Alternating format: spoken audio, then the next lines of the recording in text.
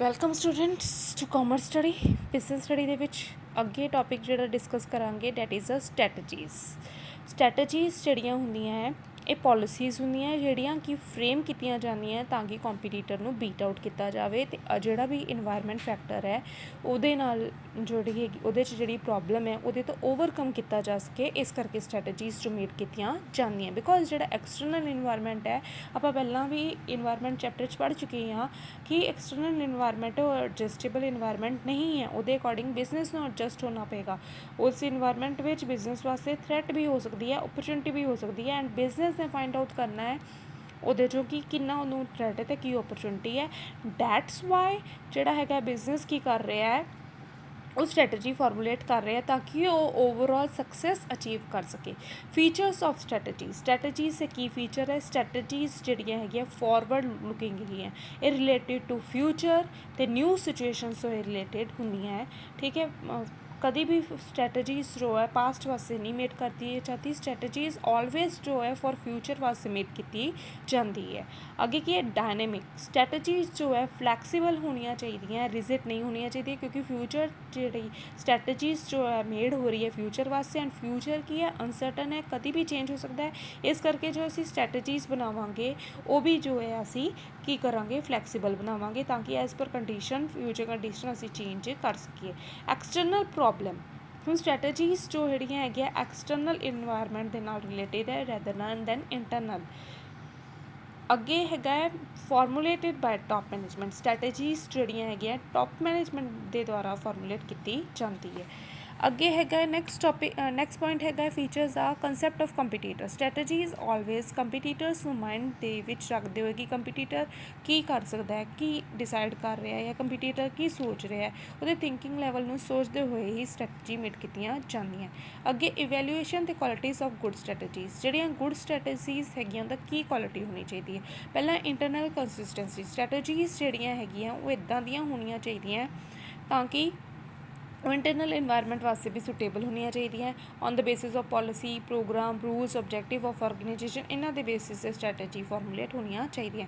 Compete with environment. Strategies ਜੋ ਹੈ ਇੱਦਾਂ ਦੀਆਂ ਹੋਣੀਆਂ ਚਾਹੀਦੀਆਂ ਕਿ ਜਿਹੜੇ ਇਨਵਾਇਰਮੈਂਟ ਹੈ ਐਕਸਟਰਨਲ ਇਨਵਾਇਰਮੈਂਟ ਉਹਦੇ ਨਾਲ ਜੋ ਹੈ ਕੋਪ ਅਪ ਕਰਨ ਵਾਲੀ ਹੋਣੀ ਚਾਹੀਦੀ ਹੈ, ਮੈਨੇਜ ਕਰਨ ਵਾਲੀ ਹੋਣੀ ਚਾਹੀਦੀ ਹੈ। ਜਿੱਦਾਂ ਇਨਵਾਇਰਮੈਂਟ ਚੇਂਜ ਹੋ ਰਿਹਾ ਹੈ ਉਹਦੇ ਅਕੋਰਡਿੰਗ ਜੋ ਹੈ ਸਟ੍ਰੈਟਜੀ ਮੂਵ ਔਨ ਹੋਣੀ ਚਾਹੀਦੀ ਹੈ, ਉਹਦੇ ਅਕੋਰਡਿੰਗ ਜੋ ਹੈ ਸਟ੍ਰੈਟਜੀ ਅਪਲਾਈ ਹੋਣੀ ਚਾਹੀਦੀ ਹੈ ਤਾਂ ਹੀ ਸਟ੍ਰੈਟਜੀ ਜੋ ਹੈ ਸਕਸੈਸਫੁਲ ਹੈ, ਅਦਰਵਾਈਜ਼ ਸਟ੍ਰੈਟਜੀ ਸਕਸੈਸਫੁਲ ਨਹੀਂ ਹੈਗੀ। ਅੱਗੇ ਨੈਕਸਟ ਹੈਗਾ ਹੈ ਰਿਲੇਟਿਡ ਵਿਦ ਰਿਸੋਰਸਿਸ। ਸਟ੍ਰੈਟਜੀਜ਼ ਜਿਹੜੀ ਹੈਗੀ ਹੈ ਸਾਡੇ ਕੋਲ ਜੋ ਰਿਸੋਰਸਿਸ ਹੈ ਉਹਦੇ ਅਕੋਰਡਿੰਗ ਬਣਾਈ ਹੋਣੀ ਚਾਹੀਦੀ ਹੈ ਕਿਉਂਕਿ ਤਾਂ ਕਿ ਜਿਹੜੇ ਰਿਸੋਰਸਿਸ ਉਹਨਾਂ ਦਾ ਆਪਟੀਮਮ ਯੂਜ਼ ਜਿਹੜਾ ਹੋ ਸਕੇ। ਅੱਗੇ ਕੀ ਡਿਗਰੀ ਆਫ ਰਿਸਕ। ਅਗਰ ਸਟ੍ਰੈਟਜੀ ਦੇ ਵਿੱਚ ਰਿਸਕ ਜ਼ਿਆਦਾ ਹੈ ਤਾਂ ਸਟ੍ਰੈਟਜੀ ਅਨਸਕਸੈਸਫੁਲ ਹੋਏਗੀ। ਇਸ ਕਰਕੇ ਜਿਹੜਾ ਸਟ੍ਰੈਟਜੀ ਮੇਡ ਕਰਨ ਜਾ ਰਹੇ ਹਾਂ ਉਹਦੇ ਵਿੱਚ ਰਿਸਕ ਲੈਵਲ ਜੋ ਹੈਗਾ ਉਹ ਘੱਟ ਤੋਂ ਘੱਟ ਹੋਣਾ ਚਾਹੀਦਾ ਤਾਂ ਹੀ ਸਾਡੇ ਸਟ੍ਰੈਟਜੀਜ਼ ਦੇ ਸਕਸੈਸਫੁਲ ਹੋਣ ਦੇ ਚਾਂਸਿਸ ਜ਼ਿਆਦਾ ਹੋ ਗਏ।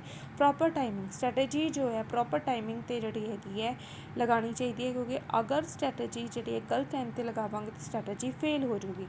ਐਂਡ ਸਟ੍ਰੈਟਜੀ ਜੋ ਹੈ ਪ੍ਰੋਪਰਲੀ ਜੋ ਹੈਗੀ ਹੈ ਇੰਪਲੀਮੈਂਟ ਵੀ ਕਰਨੀ ਚਾਹੀਦੀ ਹੈ ਕਿਉਂਕਿ ਇੰਪਲੀਮੈਂਟ ਨਹੀਂ ਹੋਏਗੀ ਤਾਂ ਵੀ ਸਟ੍ਰੈਟਜੀ ਬਣਾਉਣ ਦਾ ਕੋਈ ਵੀ ਫਾਇਦਾ ਨਹੀਂ ਹੈ। ਅੱਗੇ ਹੈ ਟਾਈਪਸ ਆਫ ਸਟ੍ਰੈਟਜੀਜ਼। ਹੁਣ ਇਹਦੇ ਵਿੱਚ ਹੈਗਾ ਸਭ ਤੋਂ ਪਹਿਲਾਂ ਕੈਮਲ ਹੈਡ ਇਨ ਦ ਟੈਂਟ। ਕੈਮਲ ਹੈਡ ਇਨ ਦ ਟੈਂਟ। ਹੁਣ ਇਹ ਸਟ੍ਰੈਟਜੀ ਉਦੋਂ ਅਪਲਾਈ ਹੁੰਦੀ ਹੈ ਜਦੋਂ ਸਾਡੇ ਜਿਹੜੇ ਹੈਗੇ ਹੈ ਪਲਾਨ ਹੈਗੇ ਉਹਦੇ ਰਿਜੈਕਸ਼ਨ ਹੋਣ ਦੇ ਚਾਂਸਿਸ ਜ਼ਿਆਦਾ ਹੈ। ਉਸ ਟਾਈਮ ਕਲੈਵਰਲੀ ਐਕਟਿਵਲੀ ਪਲਾਨ ਦਾ ਥੋੜ੍ਹਾ ਜਿਹਾ ਹਿੱਸਾ ਲੈ ਕੇ ਉਹਨੂੰ ਅਪਰੂਵ ਕਰਵਾਇਆ ਜਾਏਗਾ। ਐਂਡ ਇਹਦੇ ਵਿੱਚ ਕੀ ਹੈ ਇਸੇ ਤਰੀਕੇ ਨਾਲ step by step one by one for example ਇੱਕ ਪਲਾਨ ਦੇ ਵਿੱਚ 5 ਗੱਲਾਂ ਕਹੀਆਂ ਗਈਆਂ। ਪਹਿਲਾਂ ਇੱਕ ਪਾਰਟ ਨੂੰ ਅਸੀਂ ਅਪਰੂਵ ਕਰਵਾਇਆ, ਫਿਰ ਦੂਸਰੇ ਨੂੰ ਕਰਵਾਇਆ, ਫਿਰ ਤੀਸਰੇ ਨੂੰ ਕਰਵਾਇਆ, ਫਿਰ ਚੌਥੇ ਨੂੰ ਕਰਵਾਇਆ, ਫਿਰ 5ਵੇਂ ਨੂੰ।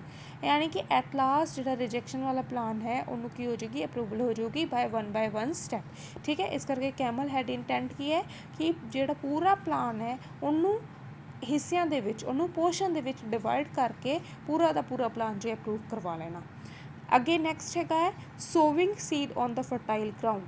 ਹੁਣ ਇਹਦੇ ਵਿੱਚ ਕੀ ਹੈ ਅਗਰ ਕੋਈ ਤੁਸੀਂ ਪਲਾਨ ਮੇਡ ਕੀਤਾ ਗਿਆ ਹੈ ਹੁਣ ਉਹਦੇ ਵਿੱਚ ਉਹਦਾ ਜ਼ਿਆਦਾਤਰ ਪੋਰਸ਼ਨ ਜਿਹੜਾ ਹੈਗਾ ਫੇਵਰੇਬਲ ਹੈ, ਥੋੜ੍ਹਾ ਜਿਹਾ ਜਿਹੜਾ ਉਹਦੇ 'ਚ ਅਨਫੇਵਰੇਬਲ ਸੀਗਾ। ਠੀਕ ਹੈ, ਯਾਨੀ ਕਿ ਫਸਟ ਇਹ ਹੋ ਗਿਆ ਪਲਾਨ ਦਾ ਪਹਿਲਾ ਹਿੱਸਾ, ਇਹ ਹੋ ਗਿਆ ਦੂਸਰਾ ਹਿੱਸਾ। ਹੁਣ ਮਤਲਬ ਕਿ ਅਗਰ ਇਹਨਾਂ ਨੂੰ ਕੰਬਾਈਨਲੀ ਅਸੀਂ ਪਲਾਨ ਨੂੰ ਰੱਖਦੇ ਹਾਂ ਤਾਂ ਹੋ ਸਕਦਾ ਹੈ ਰਿਜੈਕਟ ਹੋ ਜਾਣ। इस करके इस प्लान दे विच कि जिहड़ा फेवरेबल हिस्सा प्लान का वो पहला प्रेजेंट करता, वो पहला प्रेजेंट करता, वो एक्सैप्ट हो गया। हुण बिल्कुल छोटा जिहा हिस्सा है जिहड़ा रिजैक्ट हो सकता है, तो उन्होंने असीं बाद च रखांगे, जिहदे करके की हैगा साडे रिजैक्शन उस प्लान दे होण दे चांसिस घट हैगे है। ठीक है, फिर की होएगा पूरा दा पूरा प्लान जो है एक्सैप्टेबल हो जाएगा। यानी कि उदों बीज बोवो जदों की है लैंड जो है फर्टाइल है, उपजाऊ धरती है। ठीक है, यानी कि ज़्यादातर पोर्शन फेवरेबल, थोड़ा जिहा पोर्शन जिहड़ा हैगा अनफेवरेबल, तो उस केस में की करना फेवरेबल पोर्शन पहला प्रेजेंट कर दो ताकि जिहड़ा प्लान जो है साडा एक्सैप्ट हो जाए। प्लान एक्सैप्ट हो गया जदों, नाल ही जिहड़ा रिजैक्ट होने वाला पोर्शन है उन्होंने भी अप्रूवल वास्ते कर दो, जिहदे नाल की है कि प्लान साडा सुनिया जाएगा, मनिया जाएगा और एक्सैप्ट हो जाएगा। स्ट्रैंथ इन यूनिटी, ये की है कि जो कॉमन परपस हैगा उस केस में की करना है कि सारिਆਂ ने मिल के काम करना है। जो मिल के काम करोगे तो उन्होंने गल ज़्यादा सुनी जाएगी, यानी कि एकता में बल, ये स्ट्रैटेजी है। हुण इहदे विच की है कि एग्जाम्पल के तौर पर दिता है, जिहदा डिपार्टमेंट के मैनेजर है, जिन्हें भी डिपार्टमेंट के मैनेजर है सारे इकट्ठे हो गए, कादे वास्ते इकट्ठे हो गए, सैलरी ऑफ इंपलॉइज़, फिर उन्होंने गल जो है सुनी जाएगी। Strike while iron is hot, हुण उदों वार करो जो लोहा गर्म है। हुण इहदे विच की है कि जिहड़ी भी फेवरेबल सिचुएशन है फुल जिहड़ा हैगा बेनीफिट लै लो, ये ना सोचो कि फ्यूचर विच की डिफिकल्टीज अराइज होएगी। हुण इहदे विच कि फॉर एग्जाम्पल मिडल लैवल वालियां ने सैलरी की डिमांड की है, ठीक है, स्ट्राइक आउट किया होया है, तो इत्थे चांसिस हुण बन रहे हैं। जो लोअर लैवल वाले ने देखा चांसिस है कि इन्हां दी सैलरी इनक्रीज़ हो जूगी, इन्हां दी इनक्रीज़ मतलब कि कुछ दी इनक्रीज़ होगी तो कुछ दी इनक्रीज़ हो जूगी, तो उस टाइम ते लोअर लैवल वाले भी जिहड़े हैगे स्ट्राइक आउट करके बैठ गए, क्योंकि उस टाइम की है लोहा गर्म है कि मिडल लैवल वालों की सैलरी इनक्रीज़ हो रही है, तो लोअर वाले जो स्ट्राइक करोगे तो ऑटोमैटिकली इन्हां दी भी इनक्रीज़ होएगी। ठीक है, हुण ये हैगा strike while iron is hot. इहदे विच की कीता लोअर लैवल वाले ने स्ट्राइक करती है विदाउट मतलब कि केयरिंग कि फ्यूचर में की हो सकता है। जरूरी नहीं कि उन्होंने सैलरी इनक्रीज़ की जाए, हो सकता किसी को जॉब तो कढ़िया भी जा सकता है। ठीक है, यानी कि उदों वार करो जो लोहा गर्म है, और ये भी ना केयर करो कि फ्यूचर में की होएगा। Divide and rule, divide and rule की है बांटो और राज करो। ठीक है, हुण इहदे च की हैगा कि जिन्ने भी जिहड़े ऑर्गेनाइजेशन के जिहड़े टॉप लैवल वाले हैगे है, कई बार वो की करते हैं जिहड़े भी इंपलॉइज़ हुंदे है उन्हां नूं की करदे आपस विच लड़ांदे है, झगड़ांदे है। ठीक है, उन्हां विच एक कॉन्फ्लिक्ट अराइज करदे, दीवार करते हैं कि तू बेस्ट है, तू नहीं कर रहा, तू बेस्ट है, तू नहीं कर रहा।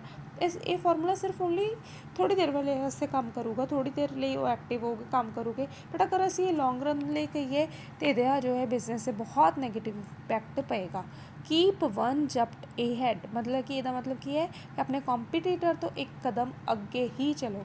फॉर एग्जाम्पल कोई न्यू मशीनरी जी हैगी है, दो कंपनी है ए तो बी, कोई नवी जी मशीनरी है वो बी कंपनी के द्वारा 1 मंथ बाद जी हैगी है लॉन्च हो जा रही है, तो ये कंपनी की करूगी हुणी उस चीज़ को पहला ही उन्होंने तो पहला ही लॉन्च कर दे। That is a keep one jump head कि उन्होंने तो पहला ही अपने कॉम्पीटीटर तो फर्स्ट ही काम कर देना। ये स्ट्रैटेजी ये कहती है। Time is a great healer.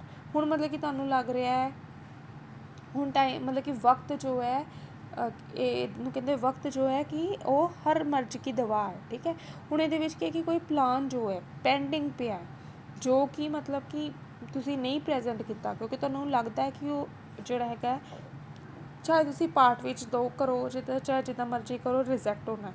उस केस से की है कि एप्रोप्रिएट टाइम की वेट करो, और जो एप्रोप्रिएट टाइम आ गया तो उदों उस प्लान को प्रेजेंट करो, फिर मे बी वो प्लान जो है तुहाडा अप्रूवल हो जाए। ठीक है, ये स्ट्रैटेजी ये कहती है। Thank you student for watching the video.